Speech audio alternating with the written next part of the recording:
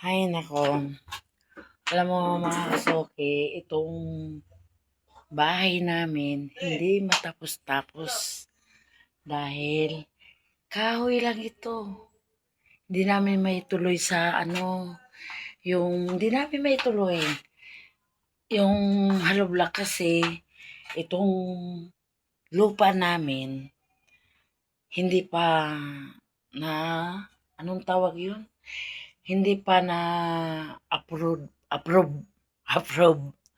Ganun kasuki kasi hindi pa kami nagbabayad ng lupa. Walang kasiguraduhan kasi private. Nangyari doon sa konsepsyon.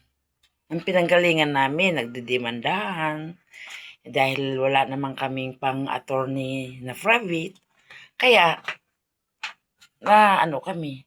na-demolish kami doon sa loob ng 20 years. Kaya ito, inasikaso namin yung papel dito, hindi pa tapos. Kaya ito, nandoon. Kaya hanggang labas. Okay naman kami rito. Kaya lang, ang papel lang talaga.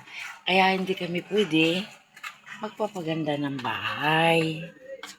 Kaya samantala ito. Muntik pa nga kami masunog. Naku, kasuki. Ito, ayan o. Ito yung aming ayan. Hi, kamusta? Oh,